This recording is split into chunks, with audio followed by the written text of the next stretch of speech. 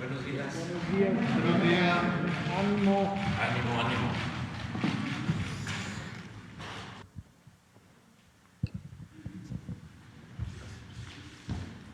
Gracias. Bueno, vamos. A ver tú. Ustedes dos. Tú y tú y tú. Sí, 5. Procuren nada más que un mínimo de una semana, ¿no? Para que participen todos. O sea, que el que preguntó ayer, antier,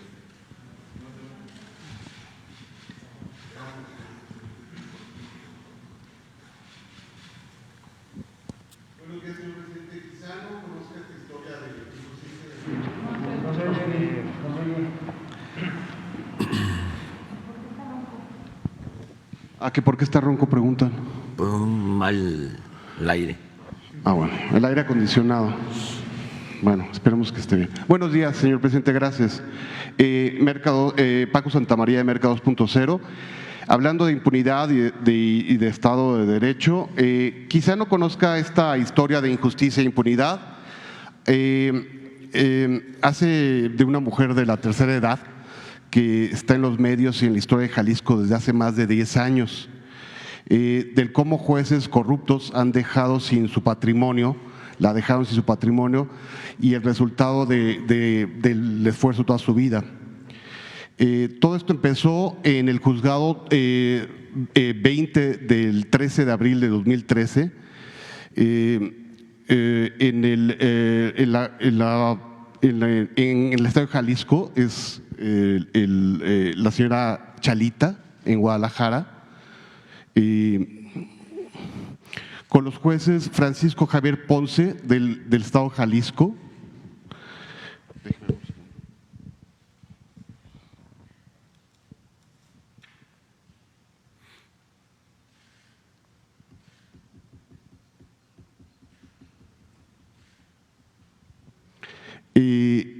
y en la primera instancia de Cuautitlán, ¿no? Y la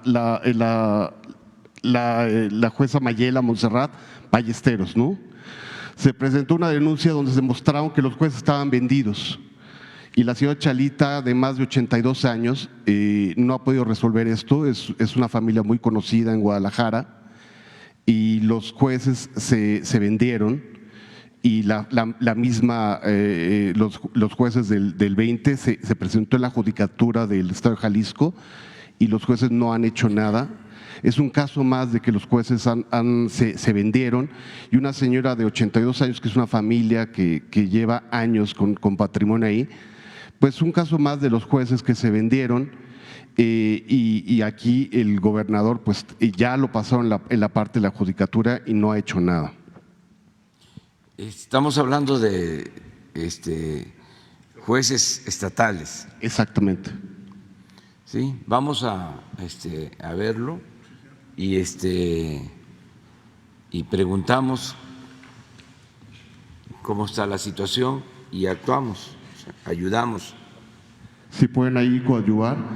Y en otro orden de ideas, señor presidente, Altán, ¿no? Hablando de internet gratis y para todos. Es una empresa estatal, se construyó en tiempos de Peña Nieto, fue una inversión millonaria.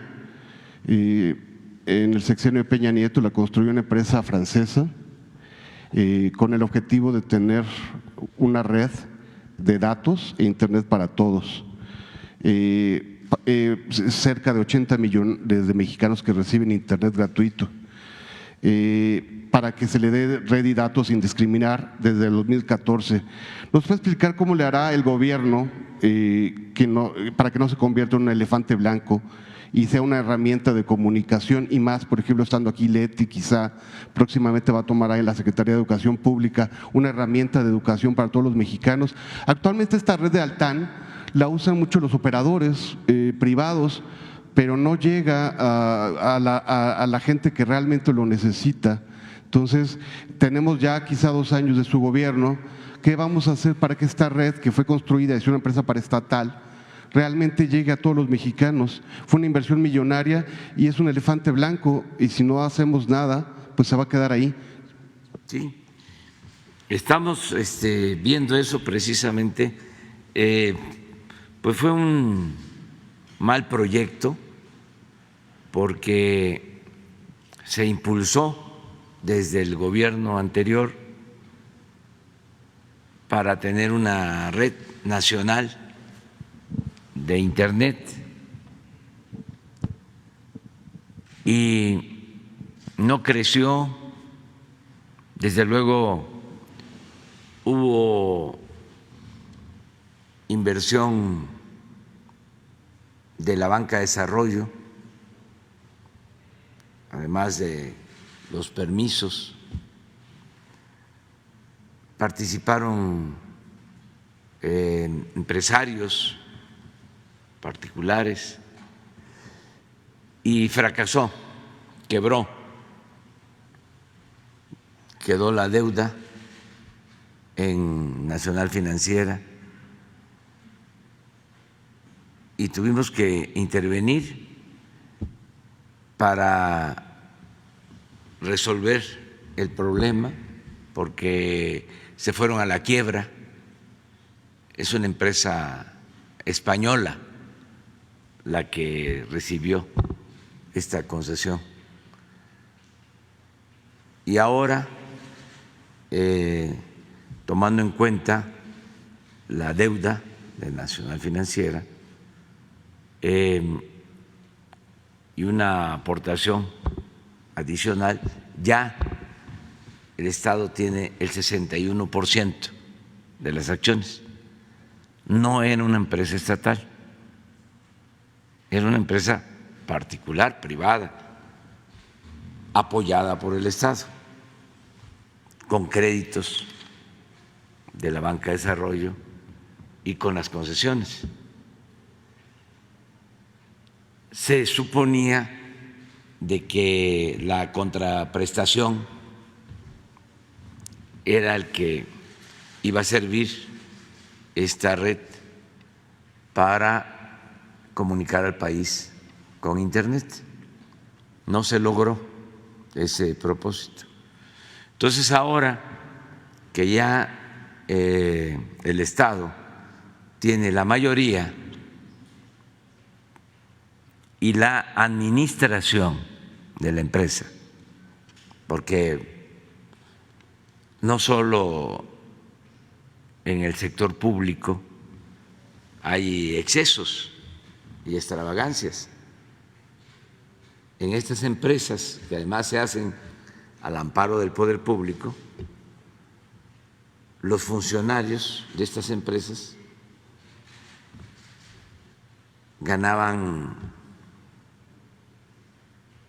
más de 500,000 pesos mensuales.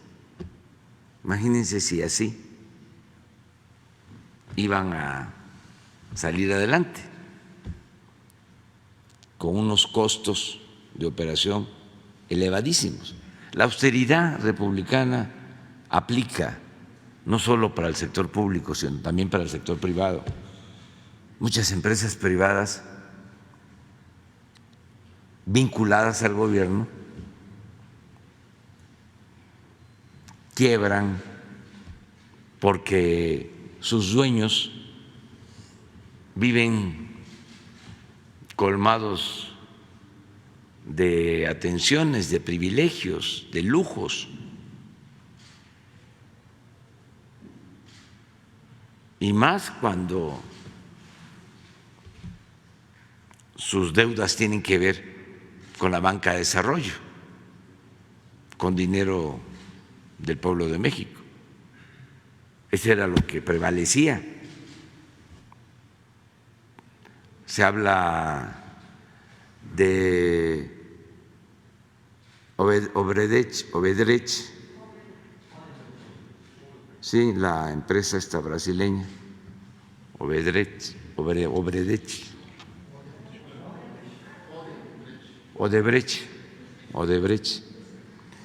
esa, Odebrecht, y construyen su planta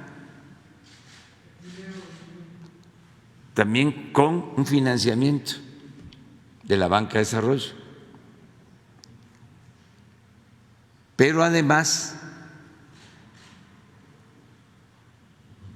desde antes de que empiecen a construir su planta, les empiezan a devolver el IVA que iban a pagar. Y encima de eso le dan a Odebrecht subsidio en el gas que iban a necesitar.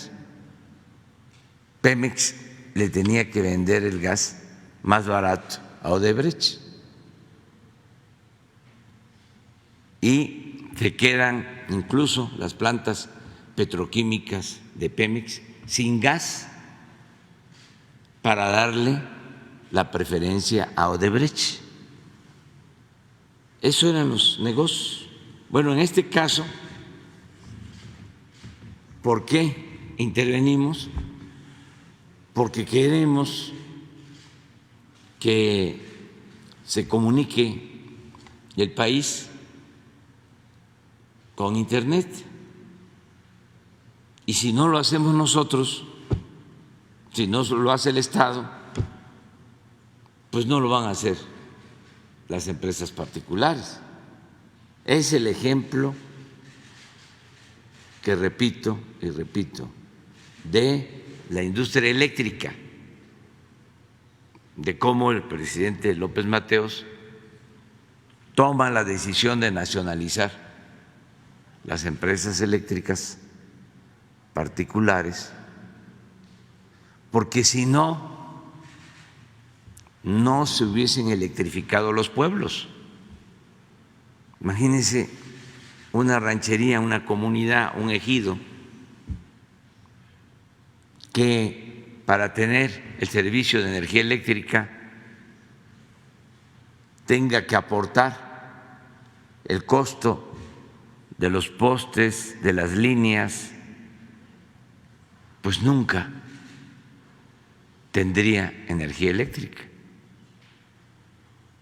A partir de que se nacionaliza la industria eléctrica, se electrifica todo el país.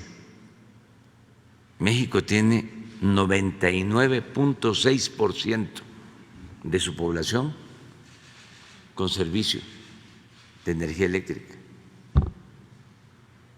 Los particulares pues llevan el propósito de obtener utilidad y algunos ni siquiera utilidades razonables, sino buscan el lucro. Por eso es un absurdo, una justificación al saqueo, el decir que el Estado debe diluirse, que no debe de participar en el desarrollo, que todo tiene que estar a cargo del mercado. No, hay cosas claves estratégicas y no es ser estatista, es que el Estado cumpla con su responsabilidad social. Bueno, ¿qué se está haciendo ahora? Pues se va a fortalecer esta red, que además es una red para todo el país, pero que no puede, así se concibió, dar servicio directo al consumidor. Es una red para dar el servicio a intermediarios, a empresas que se dediquen a dar servicio de Internet o de comunicación a particulares.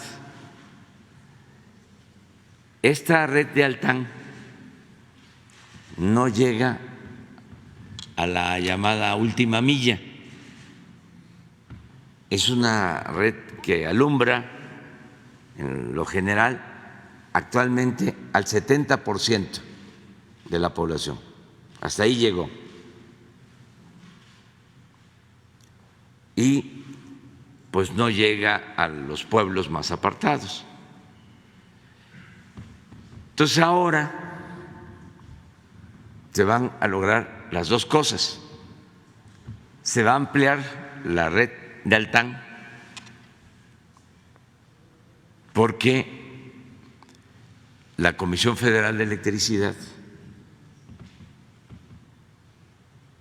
ya tiene una nueva filial que se llama Internet para Todos. Y con esta filial y con toda la experiencia de la Comisión Federal de Electricidad, de los trabajadores, se va a ampliar la red de Altán. Estamos calculando que vamos a llegar al 80%.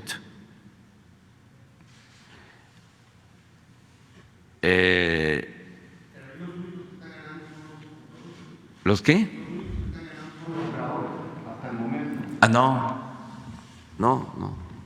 Ahora le explico. Porque ya cambió la administración. Ya no hay esos sueldos de 500,000, ya no hay esos excesos, ya está bien administrado Altán. Bueno, vamos a ampliar y vamos a invertir en la creación, el montaje de 5,000 antenas en todo el país para ampliar la cobertura de Altán. Se va a llevar a cabo un acuerdo entre Comisión Federal y Altán para que Altán utilice esta infraestructura. Lo mismo la fibra óptica de la Comisión Federal de Electricidad. Y también esta empresa de la Comisión Federal de Electricidad va a dar el servicio a los consumidores. Como hay 25 millones de beneficiarios de los programas de bienestar, todos ellos van a tener posibilidad de contar con telefonía celular y con internet. Entonces va a llegar el servicio a las 3,000 sucursales del Banco del Bienestar y a las comunidades más apartadas. Este fin de semana, viernes, sábado y domingo, voy a hacer una gira y me voy a reunir con todos los trabajadores electricistas porque vamos a iniciar este plan. Nos llevó muchísimo trabajo llegar a esto, porque Altán cayó en quiebra, se tuvo que esperar el tiempo que establece la ley, respetar contratos, va a seguir siendo una empresa mixta con participación mayoritaria del Estado mexicano, sin fines de lucro. Vamos a sacar los costos de operación, que no tenga números rojos, pero que dé el servicio, porque va a ser una gran revolución, va a ser algo excepcional el que en todos los pueblos de México, como dicen las escuelas, los jóvenes puedan contar con señal de internet, porque lo que se hizo anteriormente, pues fue un fraude, que les daban equipos para internet, pero no había señal, sin conectividad. Entonces, ahora se está trabajando en esto. Fue muy buena tu pregunta porque me ayudó a explicar qué es lo que estamos haciendo con eso.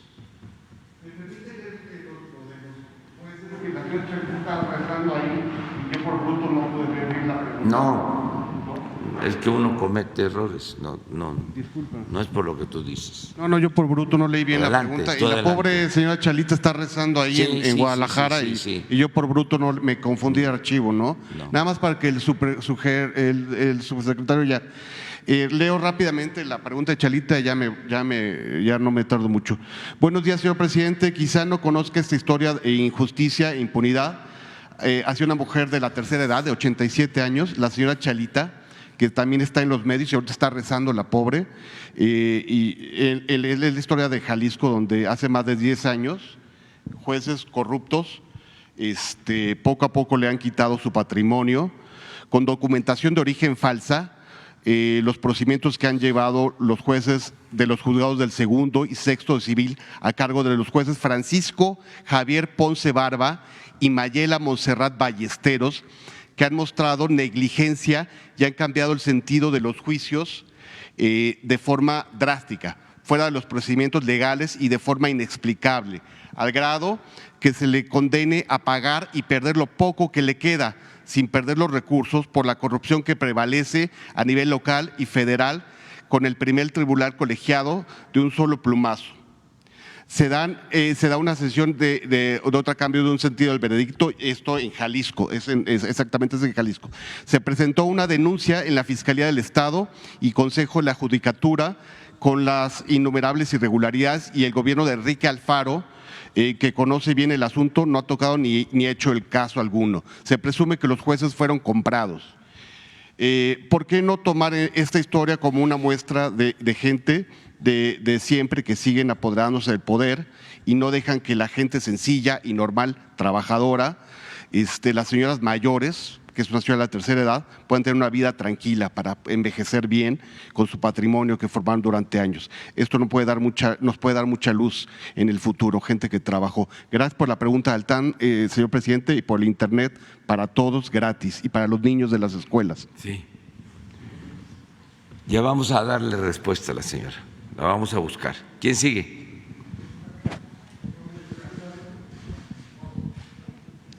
Gracias, presidente. Buenos días.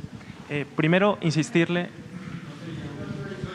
¿Se escucha ahora? Un poquito mejor. Primero, insistirle en la pregunta, lo escuchamos un poco ronco, presidente. Sí, estoy ronco. Preguntarle si ya lo revisó algún médico, si se va a someter a alguna prueba de COVID. No, yo espero que ya el día de hoy mejore. Amanecí así. ¿Va a mantener sus actividades el fin de semana normales? Sí, normal. Gracias, presidente. Preguntarle primero, ¿qué expectativas tiene México, el gobierno federal, con respecto a las conversaciones con Estados Unidos respecto al TEMEC? Es decir, ¿ustedes consideran que pudieran zanjarse las diferencias con Estados Unidos en esta etapa de consultas o tienen previsto que pueda escalar a un panel? Pues yo pienso que se puede resolver porque hay voluntad de parte de nosotros y también creo que de parte del gobierno de Estados Unidos. No se debió solicitar la consulta, no había motivo, no se informó bien al gobierno de Estados Unidos. Nosotros llevamos a cabo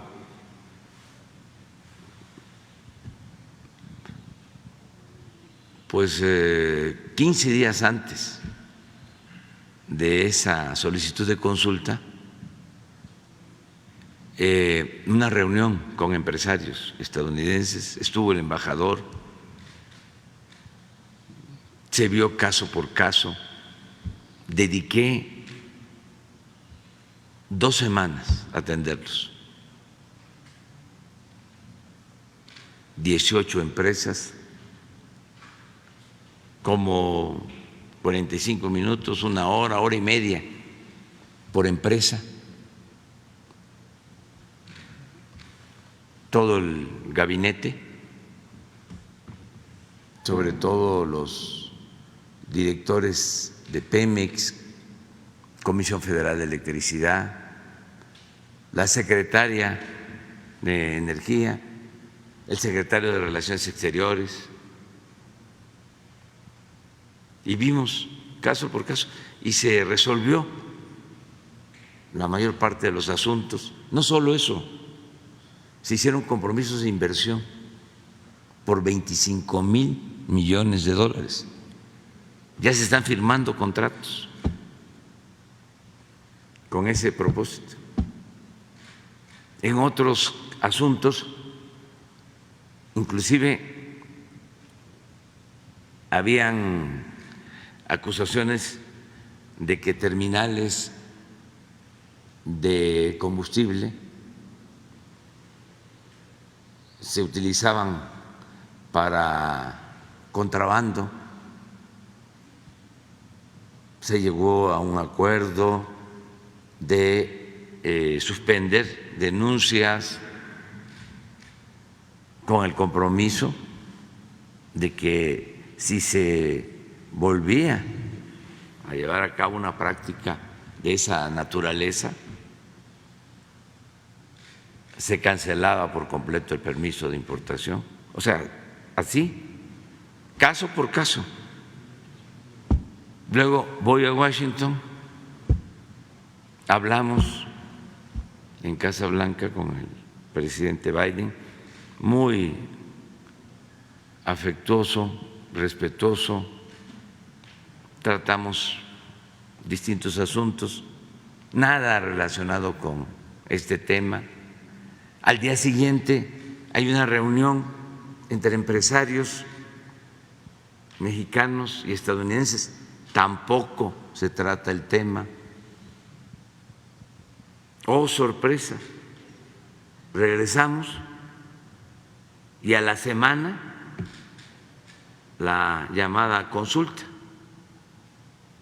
y me entero por un mensaje del que fue embajador de Felipe Calderón en Washington, Arturo Sarucán.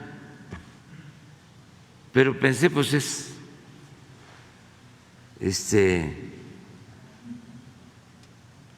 una volada. No, no, bien informado. Y viene la consulta y totalmente majadera, en un tono soberbio de prepotencia, haciendo referencia de que la reforma energética que se había llevado a cabo en el país era la panacea,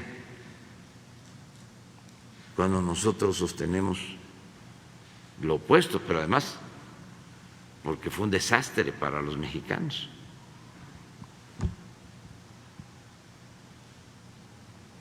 Fue un fracaso. Engañaron a la gente de que iba a llegar la inversión extranjera al sector energético, que iba a bajar el precio de la luz, que iba a bajar el precio de las gasolinas, y fue lo opuesto. No llegó inversión extranjera, lo que hicieron fue especular con las concesiones que recibieron, y a partir de ahí los gasolinazos. Entonces la señora encargada del comercio de Estados Unidos, diciendo que era muy buena la reforma y que además lo que nosotros estábamos haciendo estaba mal al reformar nuestra ley eléctrica. ¿De cuándo acá un gobierno extranjero, con qué derecho va a decidir cómo deben de ser las leyes en otro país? Es como si yo le exijo al Congreso de Estados Unidos de que cumpla ya, porque si no va a haber una consulta o nos vamos a ir a un panel o los voy a denunciar en Naciones Unidas o en derechos humanos a nivel internacional si no aprueban la ley para dar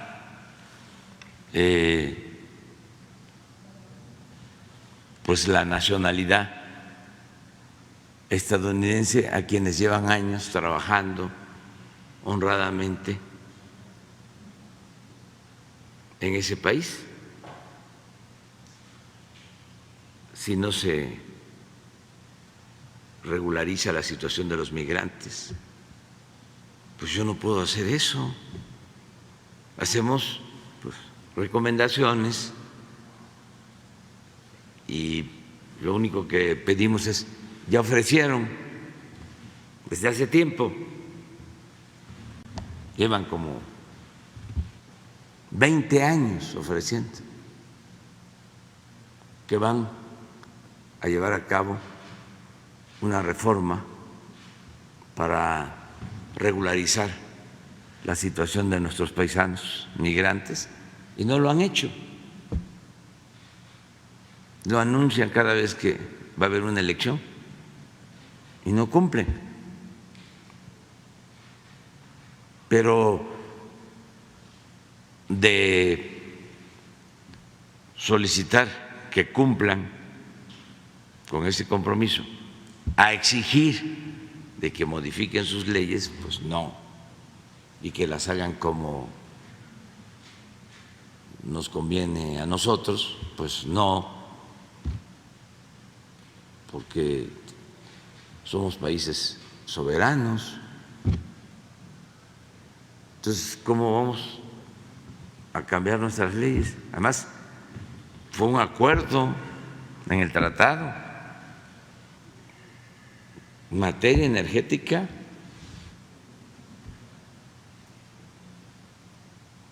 es la nación la que tiene el dominio de esos bienes en México. Entonces, ojalá y cambien de parecer, porque aunque se vaya a un panel donde sea, pues no hay razón. Y en caso de que no cambie de parecer Estados Unidos, ¿cuál es el plan del gobierno federal en caso Seguir de llegar a un igual, cambio? o sea, sin problema. La inversión extranjera sigue llegando, las relaciones se mantienen, no hay ningún problema. ¿Es una posibilidad real que México pueda salirse del TEMEC por esas Eso es lo que diferencias? quisiera el Reforma. Si yo te contesto eso, ¿sí?, el encabezado del Reforma sería ese, porque les urge que nos peleemos. El conflicto está ahí presente. Con Solamente Estados Unidos. pregunto No, si no. es una posibilidad real. No existe ninguna posibilidad, porque hay una relación buena de respeto. Siempre que hablo con el presidente Biden, me repite y me repite, y yo no digo mentiras, de que quiere una relación con nosotros en pie de igualdad.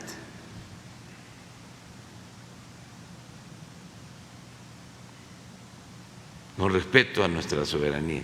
Pero hay otra cosa también, que ojalá y los del Reforma y sus analistas vayan tomando en consideración, como dirían los tecnócratas, una nueva variable para el análisis. Nos necesitamos mutuamente. O sea, sería muy difícil que funcionara la economía estadounidense sin la participación de México. Así como a nosotros nos importa mucho tener buenas relaciones con Estados Unidos, a ellos también. Ya no es el tiempo de antes. Si no hay automóviles construidos en México, al consumidor estadounidense le costaría mucho más comprar un vehículo. Y así muchísimas otras cosas. Se ha venido dando una integración económica en donde nos complementamos en lo productivo, en lo laboral. Además, llevamos una política de buena vecindad.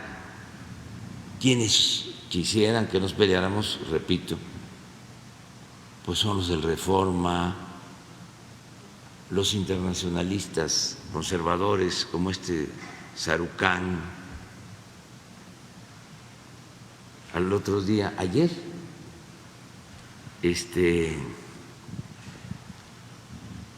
me preguntaron de que viene el señor Blinken ayer y dije que no, porque no sabía, pero resulta de que hace como 10 días la señora Dolia Esteves, que es de este club también, ya había dado a conocer de que venía Blinken, casi a jalarme las orejas. Entonces, por eso dije, no, pues no viene. Y sí, en efecto, viene a una reunión en la Secretaría de Relaciones Exteriores. ¿No se va a reunir con usted? Es una reunión que se hace cada determinado tiempo, se llama diálogo de alto nivel, algo así. Yo no participo en eso, es entre cancilleres y secretarios, no participo en esas reuniones. Sí, él solicita que quiere hablar conmigo por algún tema, con mucho gusto, es bienvenido a México. ¿Y abordaría este tema del TEMEC, presidente, en caso de que se dé esta conversación? En caso de que se diese la reunión, pues aprovecharía, ¿no?, para decirle, para comunicarle lo que nosotros sostenemos y lo vamos a seguir sosteniendo.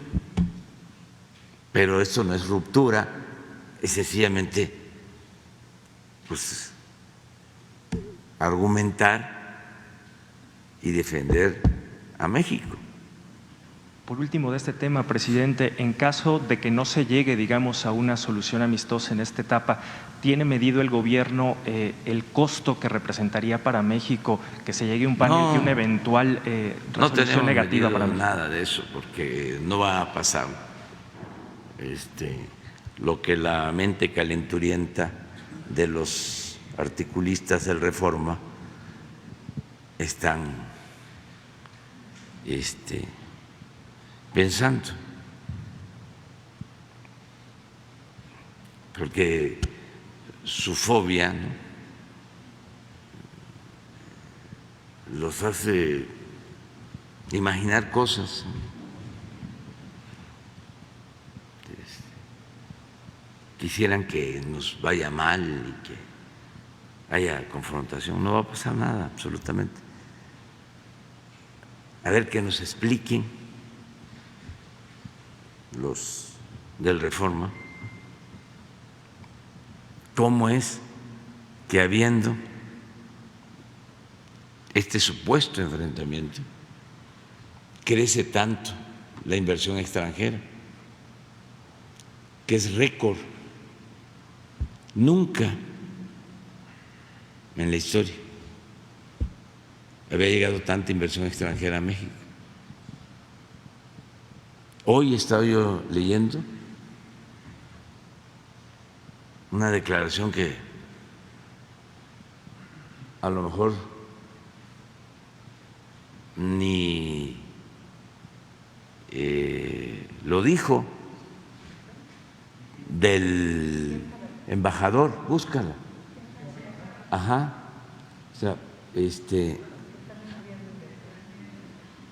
de que sí van a frenarse las inversiones. Eso solo que haya una decisión política de la Casa Blanca. Así, una ruptura. Y aún así, les aseguro que seguiría llegando inversión a México. Porque nuestro país tiene condiciones inmejorables para la inversión foránea. Ya cambió, no quieren aceptar de que nos ha funcionado nuestra estrategia económica. Si en México hubiese una deuda por encima de lo normal, si nos hubiésemos endeudado, México es de los países con menos deuda. A ver si consigues por ahí, de favor, Laurita te puede mandar un análisis sobre la deuda de México con relación a otros países. Pones también la gráfica de inflación, pones la gráfica de inversión extranjera y pones la gráfica del peso. Eso es lo que a los inversionistas les importa: estabilidad económica, financiera, el que no haya ingobernabilidad. ¿No ven cómo lo de Mola y Broso hacen sus programas y tienen como escenario carros en llamas?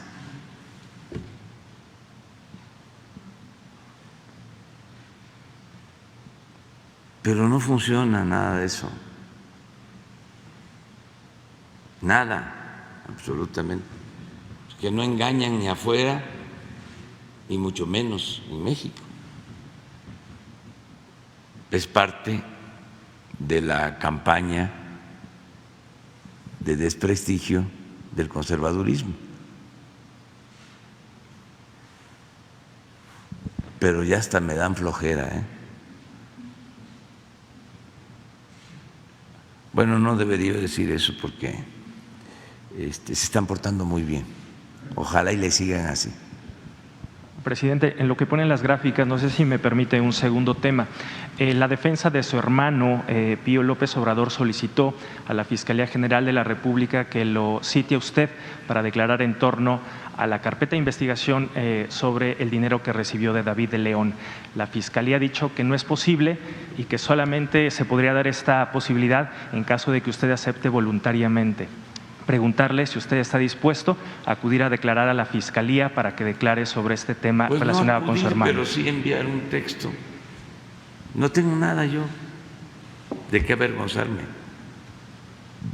No hay ningún problema. Y deberían de entregar toda la información al INE, esa institución tan respetable.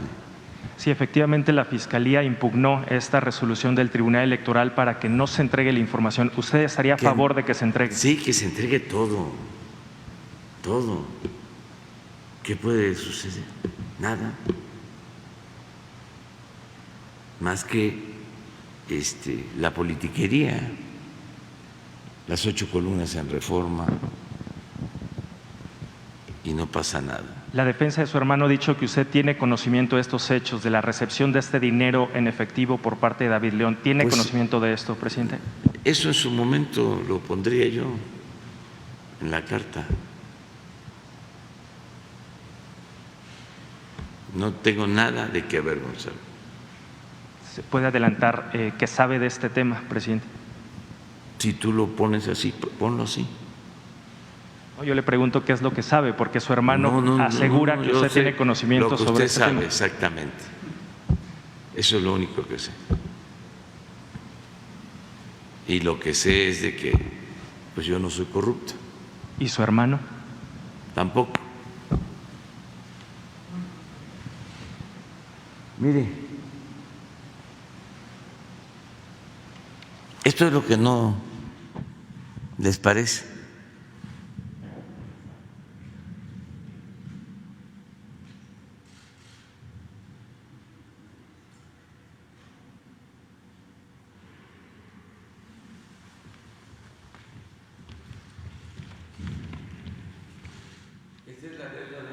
Con relación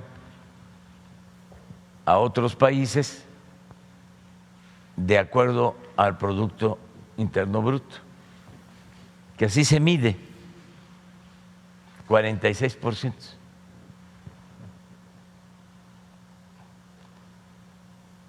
Estas son las llamadas economías emergentes,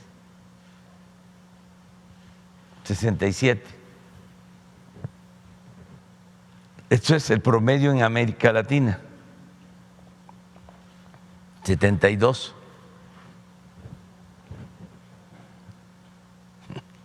OCDE,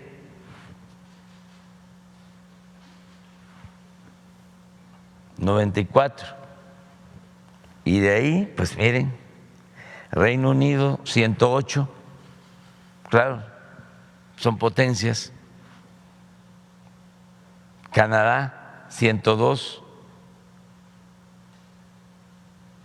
Estados Unidos, 126 y Japón, 263. Entonces, ¿qué más tienes? A ver, inversión extranjera. Esto es lo que les molesta mucho.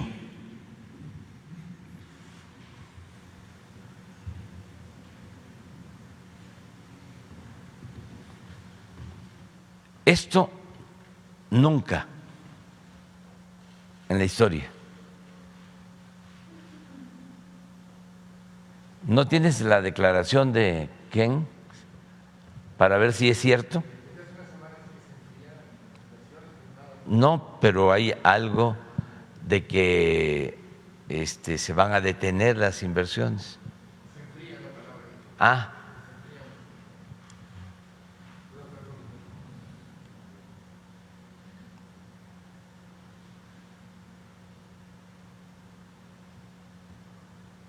Esto nunca se había visto. Y va a crecer mucho más, mucho más. Ahora el peso con relación a otros países. Estamos entre los 3 países del mundo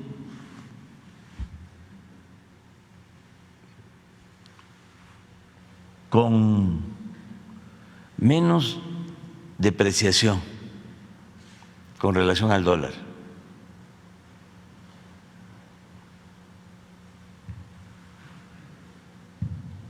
¿Qué dijo? ¿De cuándo es? Ah, ya no. No, pero yo vi algo ayer, creo. ¿No?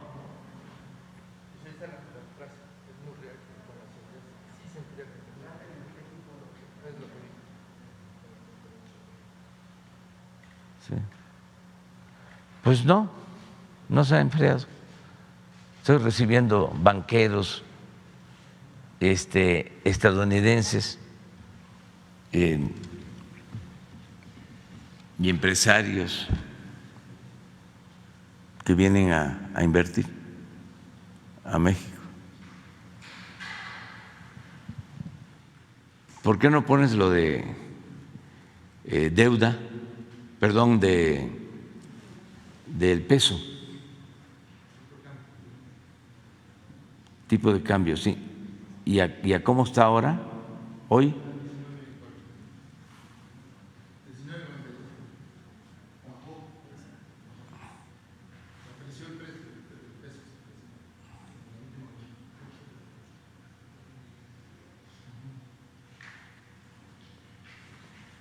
Sí, mire.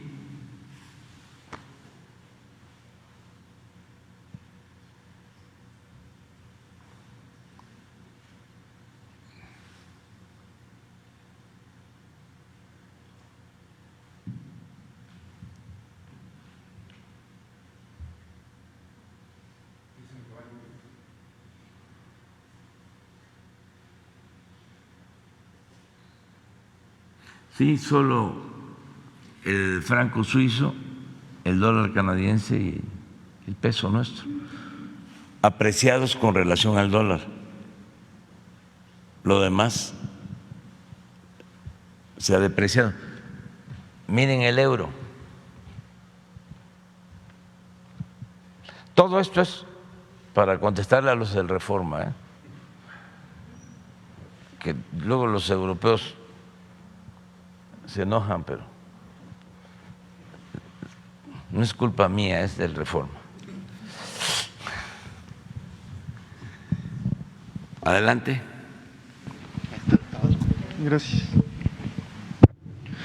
Buenos días, señor presidente. Buenos días, subsecretario. Buenos días a todas y todos. Diego Elías Cedillo, Tabasco Hoy, Campeche Hoy, Quintana Roo y Diario Basta de Grupo Cantón.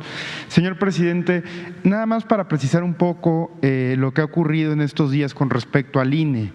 En la semana pasada, en esta semana, en el presupuesto para 2023, el Instituto Nacional Electoral pidió para valga la expresión, para su presupuesto el próximo año aproximadamente 24,000 millones de pesos, rompiendo nuevamente las medidas de austeridad que usted ha venido comentando. Incluso también habla que parte de ese dinero va a ir para el financiamiento de los partidos políticos y que ese rubro puntualmente no es para ellos. Entonces, presidente, muy puntualmente preguntarle, en caso de que el INE no quiera acatar estas medidas de austeridad y quieran seguir con estas conductas que se han venido dando, incluso también en paralelo a lo que mostró la gobernadora de Campeche, Laida Sansores, con estos mensajes o presuntos mensajes de WhatsApp entre el líder del PRI, Alejandro Moreno, y el presidente del INE, Lorenzo Córdoba, si sigue con esta conducto, con este matiz de ser imparciales y de querer seguir gastando dinero del presupuesto a arcas llenas, presidente, ¿estaría usted en posibilidades o tendría usted en el horizonte previsto emitir algún decreto para limitar un poco el gasto del INE o algo semejante, dado que será complicada la aprobación de la reforma electoral, presidente? Gracias. No, yo no voy a limitar el presupuesto. Lo que voy a seguir haciendo, y lo tenemos que hacer, considero, todos los mexicanos, es cuestionar, criticar los excesos. Es una burla el que se destinen 24,000 millones de pesos para organizar elecciones y para los partidos políticos.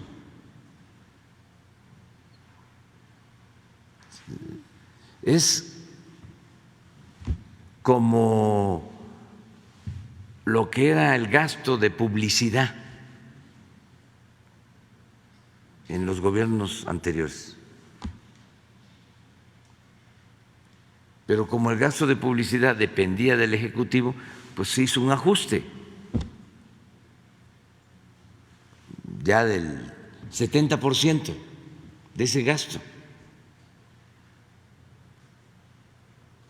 Bueno, en el INE hay que hacer algo parecido.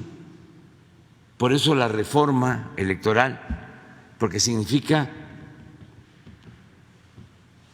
que ya no haya diputados plurinominales, que solo exista, para que se pueda mantener en forma permanente, un órgano electoral nacional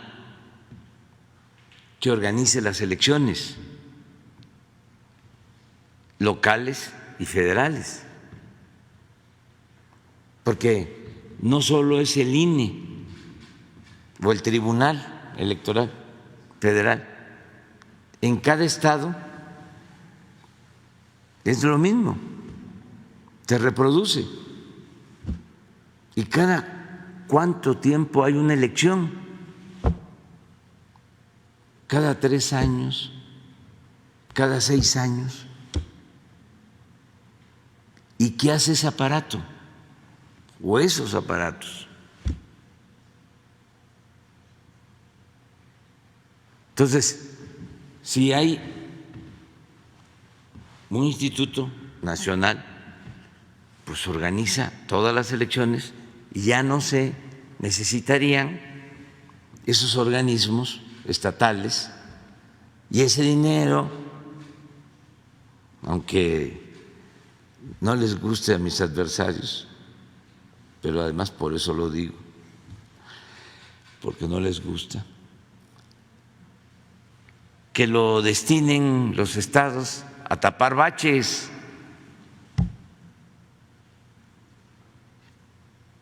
Tantas necesidades que hay. Voy a los estados, como la gente con razón, lo que quiere es que se les resuelvan sus problemas, los problemas de todos los días, que no falte el agua, que no falte la luz, que no haya tanto baches, que no aumenten los precios, que haya seguridad. Para eso es el gobierno. Entonces, no está pensando si lo de los baches le corresponde al gobierno municipal o al gobierno del estado o al gobierno federal. Voy yo, me dicen, qué bueno, me dijo un promotor artístico que traía ahí sus aparatos, que se vino por esta calle, que me saludó. Hasta le di la noticia de que, porque son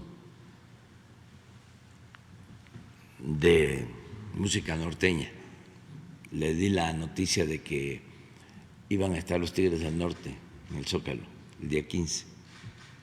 Pero lo que me dijo es, qué bueno que se vino por la calle esta, para que vea cómo está.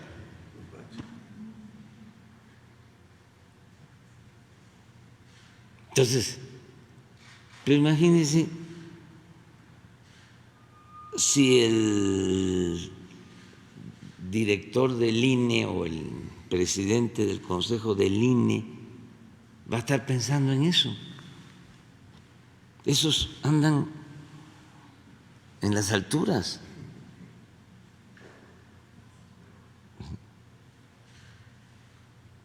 En los buenos restaurantes, vinos importados, hablando con expertos sobre la democracia.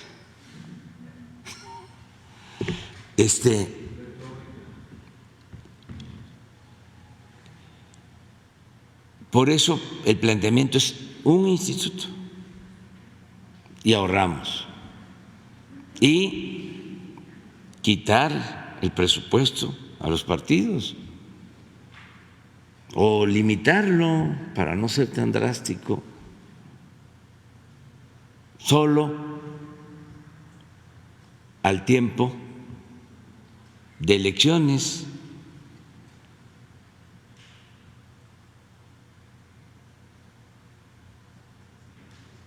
Y ahorrar,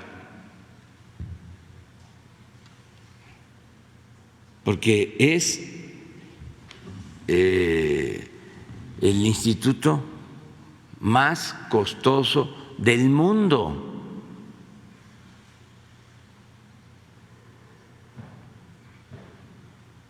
Eso no puede ser.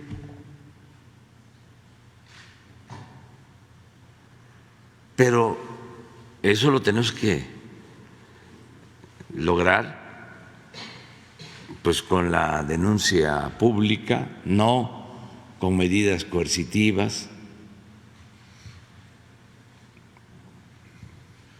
y el Congreso, en particular la Cámara de Diputados, que tiene como facultad absoluta la aprobación del presupuesto. ¿Haría un llamado a los diputados para que recorten o para que se apliquen? Ellos las pueden medidas ahí hacer el ajuste, nosotros no. Por ley, a nosotros nos manda su presupuesto, los 24,000 millones, y nosotros lo único que hacemos es enviarlo a la Cámara de Diputados. No podemos nosotros quitarles nada. Es como el presupuesto del Poder Judicial. Nos los envían, se integra al presupuesto, al resto del presupuesto, y se envía a la Cámara de Diputados. Y la Cámara de Diputados tiene como facultad exclusiva, porque aquí no interviene el Senado, la aprobación del presupuesto. Entonces, ahí sí pueden hacer los ajustes.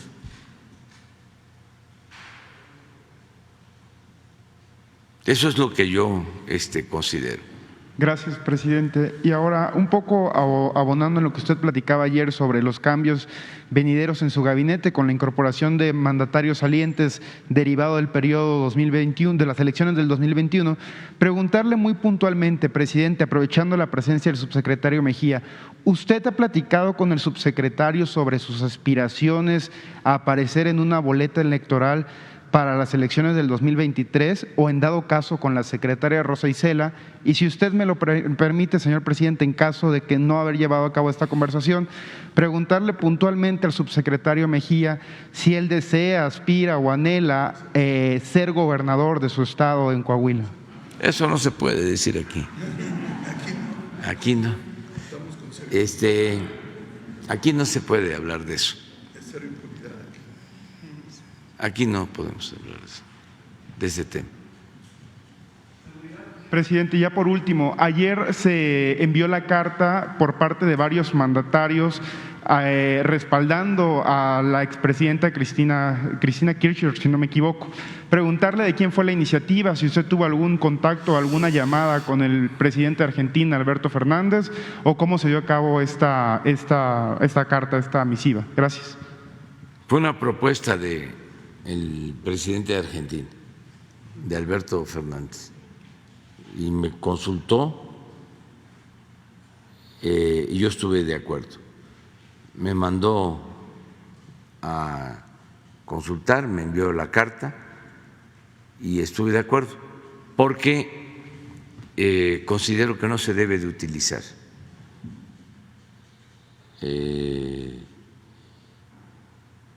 la impartición de justicia con propósitos políticos, que no se le puede impedir a nadie que quiera participar en política, ser candidato, candidata, solo porque se fabrica un supuesto delito. Un poco lo que me hicieron a mí cuando el desafuero, que Fox no quería que yo apareciera en la boleta como candidato y llamó al presidente de la Suprema Corte de Justicia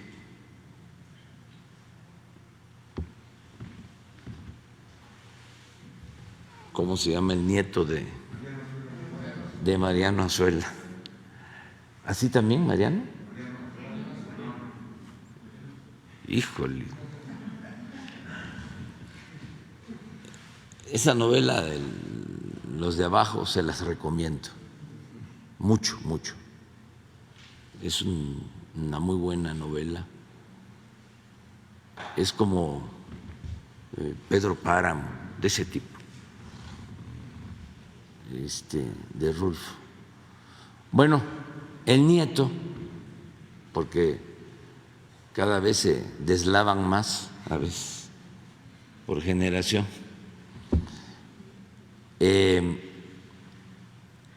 Se prestó a esa canallada y quería la Suprema Corte desaforarme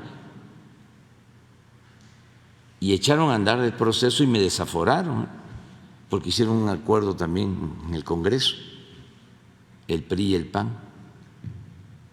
Nada más que me sacó a flote el pueblo, porque el pueblo es mucha pieza.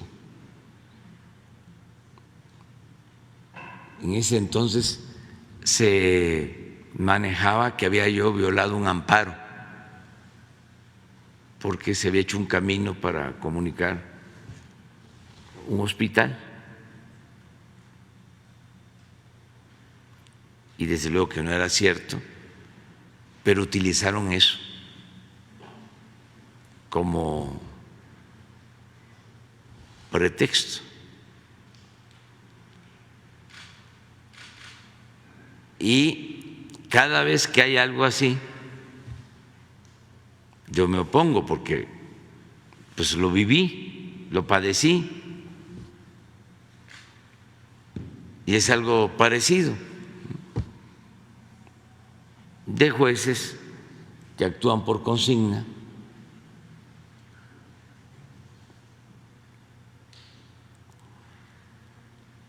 Me gustaría, ¿por qué no pones ese discurso para los jóvenes? Les ofrezco una disculpa, pero es que eso fue pues en el 2005. ¿Cuánto tiempo lleva eso? 17 años. Y van a ver por qué luchamos ahora, porque a lo mejor algunos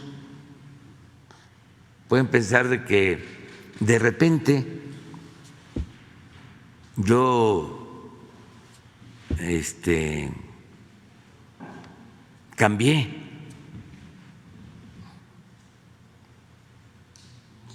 y comencé a pensar de otra manera, ¿no? No, llevamos mucho tiempo en la lucha y no conozco a detalle el proceso jurídico contra Cristina, pero es evidente de que está metida ahí la derecha, el conservadurismo, porque es la forma, ¿no?, de desacreditar. Se lo hicieron a los de Podemos en España. Bueno, Lula.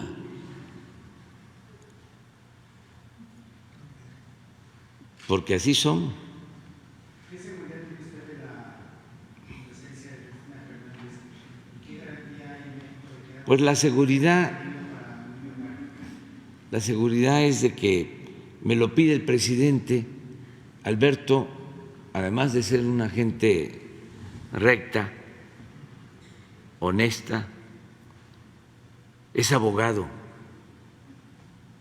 y buen abogado. Entonces no me va a pedir algo que no esté él seguro de que se trata de una injusticia. Lo de Murillo Karam, pues, es totalmente otra cosa, ¿no? Es opuesto. Él era procurador, suceden estos hechos lamentables y él inventa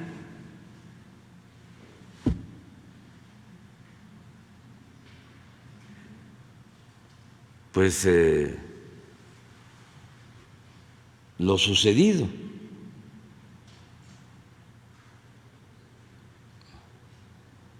Y algo muy grave, porque estamos hablando de la desaparición, del asesinato de 43 jóvenes. Eso también es una lección.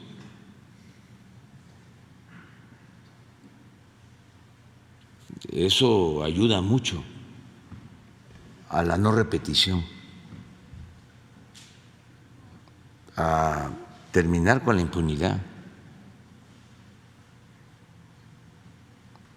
Y ayer lo vimos, ¿no?, el comportamiento de los medios de información, todos, de vergüenza. Y lo mejor, ¿ya tienen el discurso? No, pero para terminar de contestarle, pon la portada del Reforma de ayer. Es que es una joya, la de los muchachos. Cuando dan a conocer…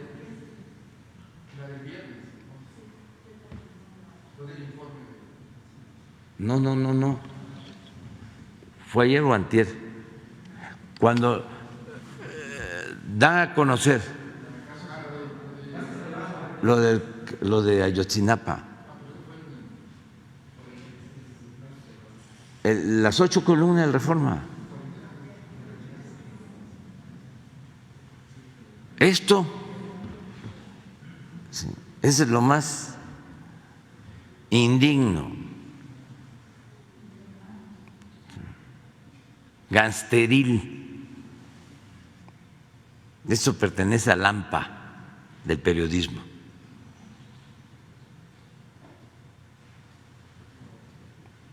Y así estábamos. Y también ayer leí un artículo que lo recomiendo mucho, de una escritora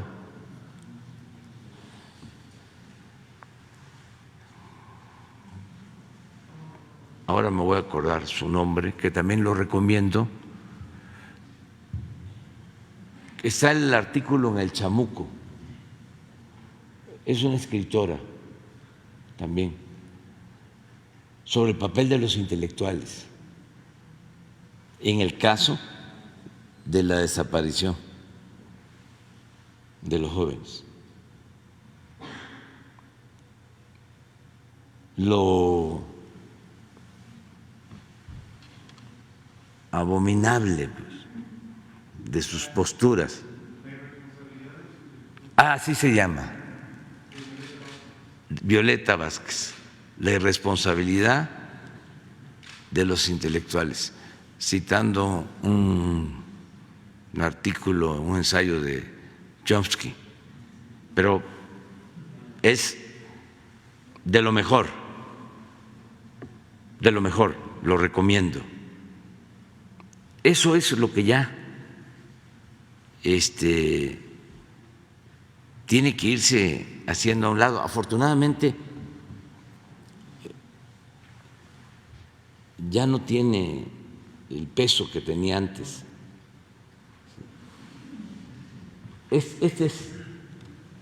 Ese lo recomiendo,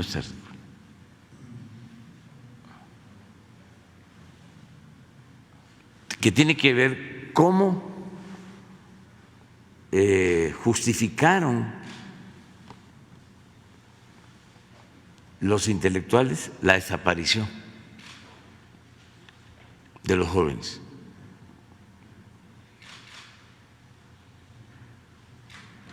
Incluso vinculándolos a la delincuencia.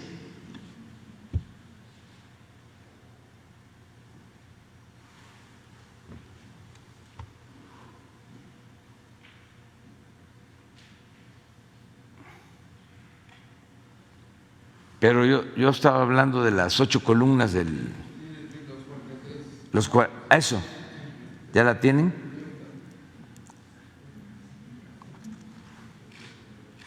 Pero este es muy bueno.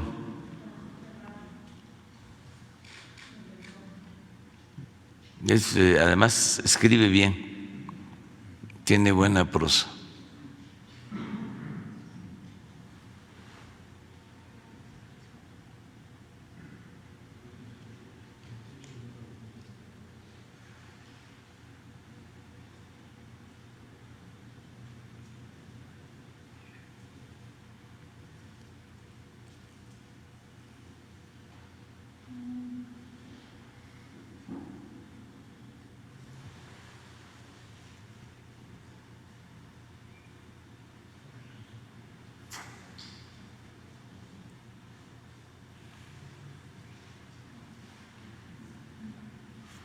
¿No está?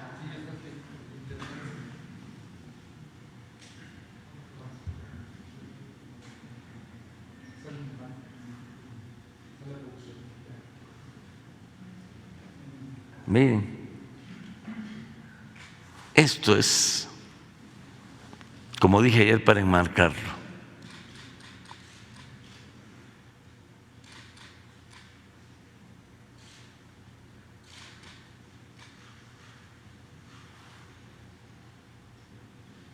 Prensa completamente al servicio del régimen y del poder económico, básicamente. Ahora sí vamos con el discurso.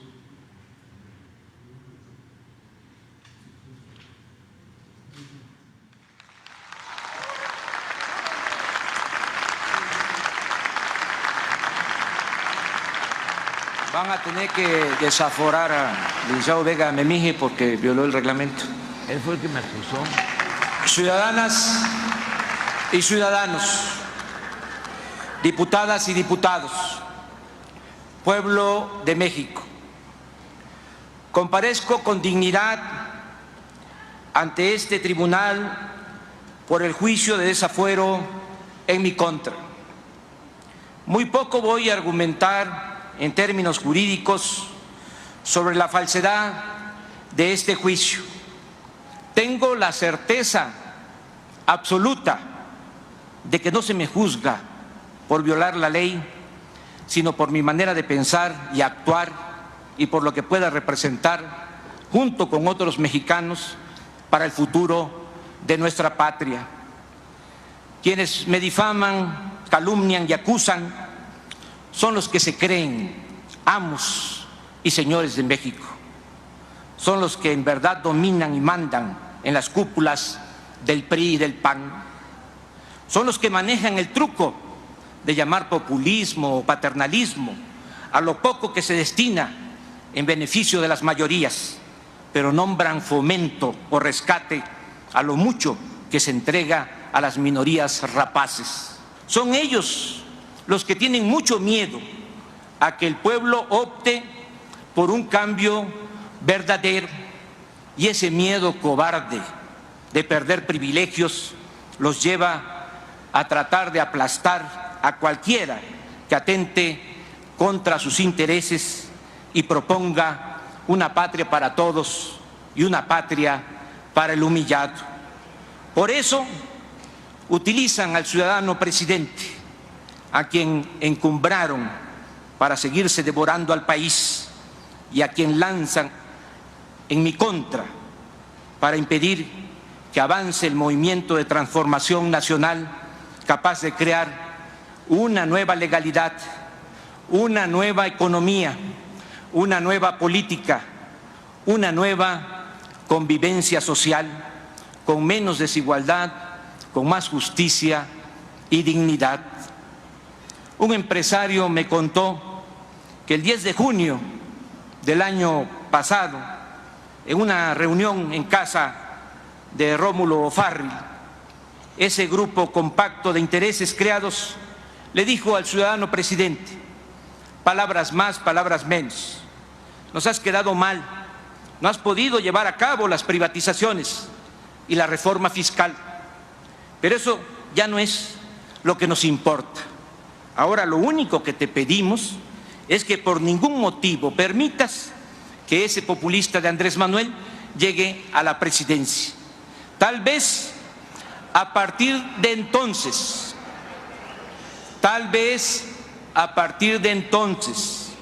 o de una lectura febril de las encuestas, al presidente de la República se le volvió una obsesión hacer campaña en mi contra. Eso es lo que explica este desafuero tramado desde Los Pinos. Por eso, con seguridad y firmeza, desde esta tribuna, aunque no sea la máxima tribuna, acuso al ciudadano presidente de la República, Vicente Fox Quesada, de estos procedimientos deshonrosos para nuestra incipiente democracia. Lo acuso de actuar de manera facciosa con el propósito de degradar las instituciones de la República. Acuso también por complicidad al presidente de la Suprema Corte de Justicia de la Nación, Mariano Azuela Huitrón, por supeditar los altos principios de la justicia y de la Constitución a las meras consignas políticas ordenadas por los intereses creados del momento. Claro está, de aquí lo hemos escuchado, que quienes me acusan tratan de justificar su actuación hablando en nombre de la ley e invocando el Estado de Derecho. Así ha sucedido siempre. Todo acto autoritario suele encubrirse en un discurso de aparente devoción por la legalidad. Lo cierto es que estos personajes no solo están envileciendo a las instituciones, sino haciendo el ridículo. Ahora resulta que en el país de la impunidad, en el país del FOAPROA, de los amigos de Fox, del Pemex Gay y otros latrocinios cometidos, permitidos o solapados por los que ahora me acusan y juzgan, a mí me van a desaforar, me van a encarcelar y me van a despojar de mis derechos políticos por haber intentado abrir una calle para comunicar un hospital. Repito, por intentar abrir una calle para comunicar un hospital. Ahora resulta que los defensores del derecho supremo del privilegio han convertido en un grave delito una supuesta infracción jurídica que amerita despojarme del cargo que legal y legítimamente me fue otorgado por los ciudadanos del Distrito Federal. Ese es el Estado de Derecho que pregonan. ¿Cuál Estado de Derecho puede haber si en México los encargados de impartir justicia, en vez de proteger al débil, solo sirven para legalizar los despojos que comete el fuerte? También estoy orgulloso de ser acusado por quienes engañaron al pueblo de México, por quienes ofrecieron un cambio y mintieron, por quienes se aliaron a los personajes más siniestros de la vida pública del pasado, como Carlos Salinas de Gortari, y mantienen la misma política de siempre, esa donde todos los intereses cuentan, menos el interés del pueblo. Pero no hay mal que por bien no venga. Hacía falta conocer a fondo a los santurrones, a los intolerantes, a los que hipócritamente hablaban de buenas conciencias y del bien común. Hacía falta que esas personas se exhibieran sin tapujos, con toda su torpeza, frivolidad, desparpajo, codicia y mala fe, para saber con claridad a qué atenernos.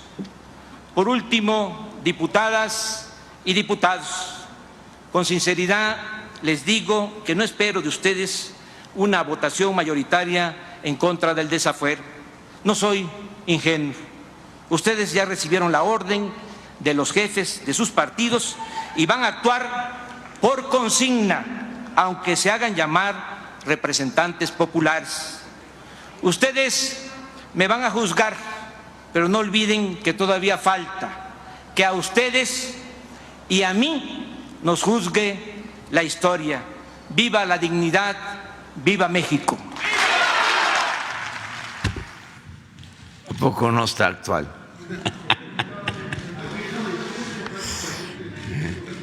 ¿Quién sigue?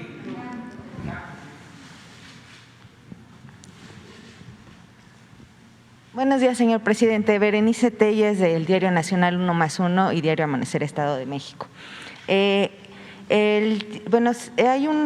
una crítica que está haciendo el presidente de la CONCAMIN respecto a que los jóvenes, a que no hay espacio, más bien a que hay una demanda por parte de las empresas de entre 5,000 a 6 millones de vacantes para ser ocupadas, pero el tema principal es que nuestros jóvenes no están preparados para ocupar esas vacantes, que es a lo que se han enfrentado los empresarios.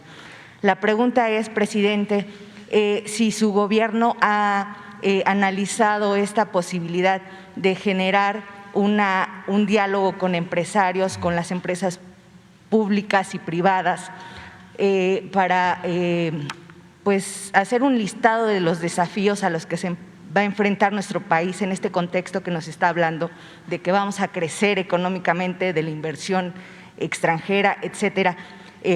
Si están planteando que en el caso de las escuelas públicas cambien la forma en que se está educando a nuestros jóvenes. Esa es una pregunta y si me permite otra. Bueno, es importante que se aporten todas estas ideas. En el caso de la educación, para la elaboración de los nuevos contenidos de los libros de texto, el nuevo plan de estudio, se hizo una convocatoria amplia, sobre todo a maestras, a maestros, y de ahí salieron los libros. Y se tiene buena relación con las empresas. Los jóvenes que están en el programa Jóvenes Construyendo el Futuro, muchos están trabajando de aprendices en las empresas y ha sido muy satisfactorio porque se les asigna a una empresa o una empresa solicita que quiere 5, 10, 20, 30 jóvenes en todas las ramas empresariales. Y al final el porcentaje de contratación de esos jóvenes ya está en el 50%. Es decir, entran a formarse y luego ya se quedan trabajando en las empresas. Ese programa es muy bueno y va a seguir funcionando. Tiene 2.300.000 jóvenes aproximadamente, que se les paga un salario mínimo para trabajar como aprendices, y si se aplican, las mismas empresas los contratan. Esto no se hacía antes y es bastante bueno, pero pues hay que entrar en comunicación con el señor de la CONCAMIN para ver qué ideas tiene. Le voy a pedir a la secretaria de Economía que lo busque sobre este tema, ¿no?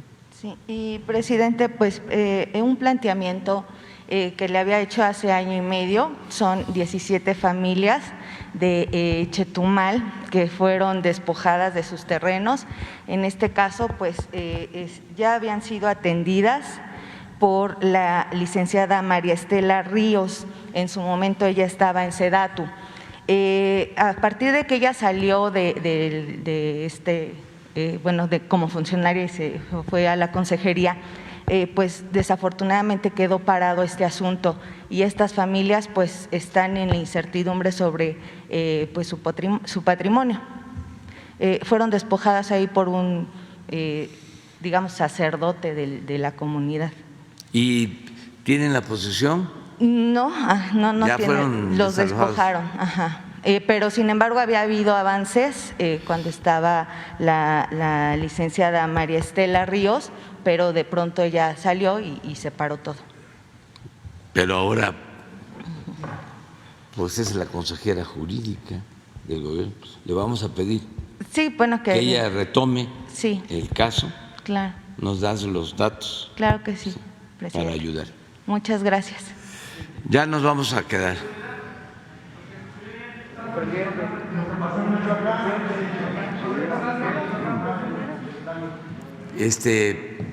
Mañana, ¿sí? ¿O por qué no lo explicas? ¿Es lo de Michoacán? Sí.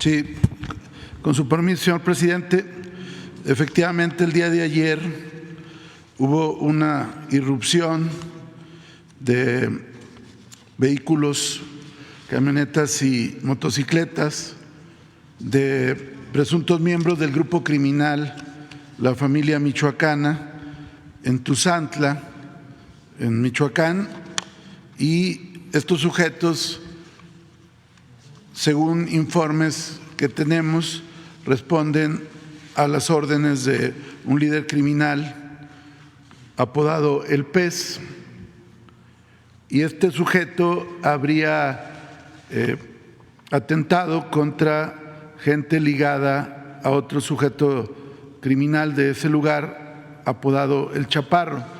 Son lugares donde está presencia del grupo de La Familia Michoacana. Hace algunas semanas fue ejecutado un individuo apodado Lalo Mantecas, que es también de este grupo, y las primeras investigaciones refieren que es una disputa entre esta misma célula criminal. Esto fue en Tuzantla, fueron victimados 8 masculinos. Sin embargo, se hizo un despliegue a partir de este evento por parte de la Fiscalía de Michoacán, las fuerzas federales y estatales de seguridad en municipios vecinos y fueron detenidos 5 masculinos y una dama, aseguradas armas de fuego, vehículos y droga, y se está viendo por parte de la Fiscalía la posibilidad de que pertenezcan a este mismo grupo que irrumpió en el municipio de Tuzantla. Como ustedes pudieron apreciar en el informe, ha habido detenciones muy relevantes en Michoacán.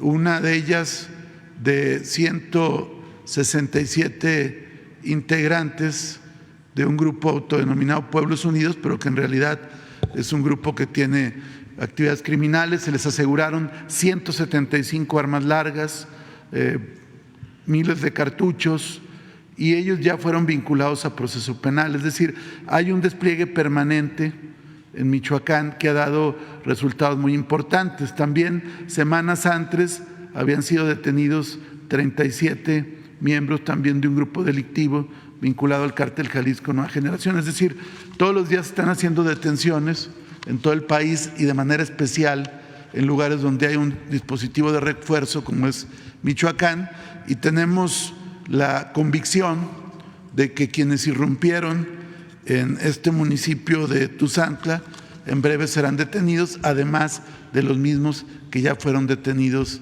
el mismo día de ayer. Sería cuenta. Estamos ahorita precisamente en comunicación con la Fiscalía General, con la Fiscalía Especializada en Materia de Delincuencia Organizada. La audiencia terminó muy tarde, prácticamente 1 hora y media antes de la reunión del gabinete. Estamos todavía copiando más información, pero en principio lo que alegan en este tipo de resoluciones es que no se acredita la presunta vinculación del sujeto con el hecho criminal y los datos de prueba, y es lo que siempre alegan los jueces en estos casos.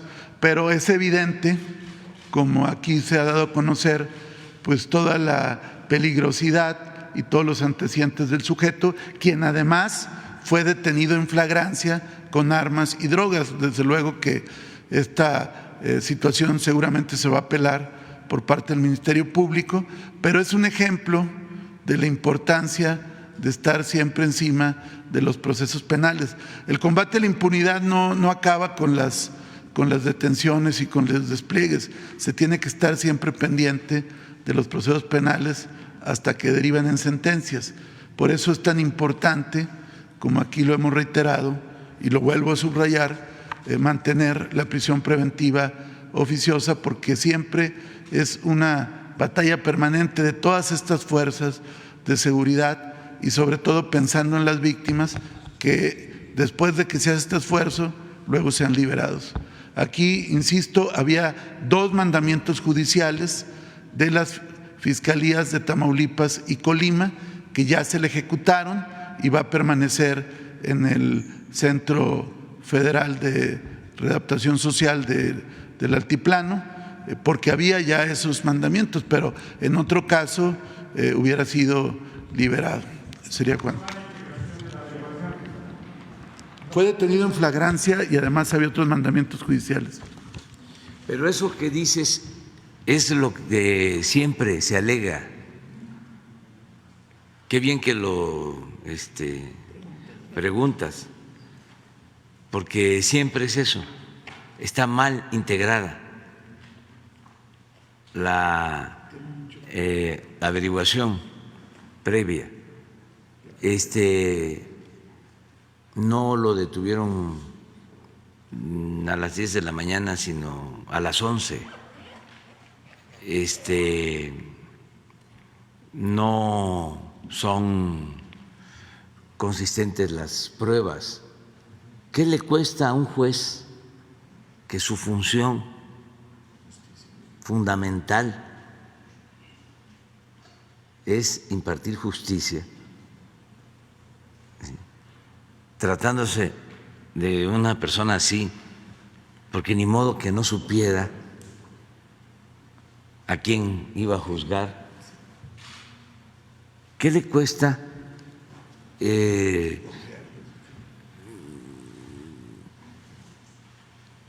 tardarse medio día y preguntar en los estados si no hay antecedentes?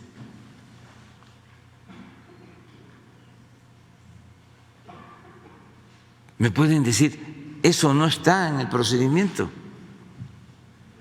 eso no les corresponde. Pero aquí lo importante es el fin último, la justicia. No son los medios. Es que se imparta justicia. Lo otro es leguleyo. No, cualquier autoridad, sí, podría,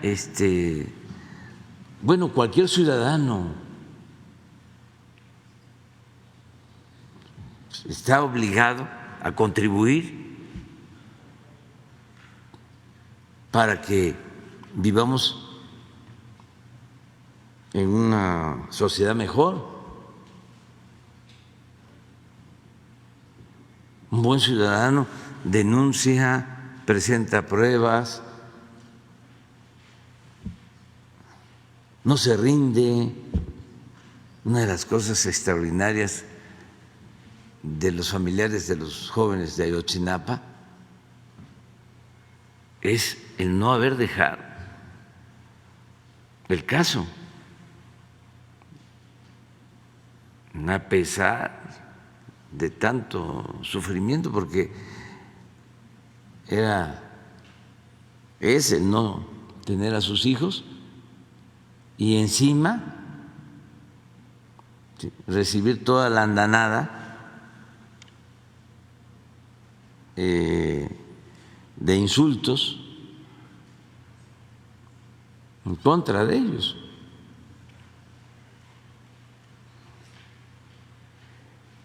Entonces, eso es importante, ¿sí?, que se tome en consideración. Lo otro, no se informó hoy sobre lo de la mina,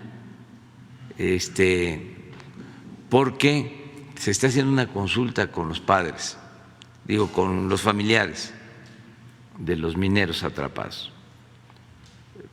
Hay un plan de rescate y no se quiere iniciar nada sin el consentimiento de los familiares. Entonces, hoy se les va a presentar el plan y se les va a pedir su consentimiento. Entonces, no quisimos dar a conocer el plan propuesto hasta que no se les consulte a ellos. Entonces, si ellos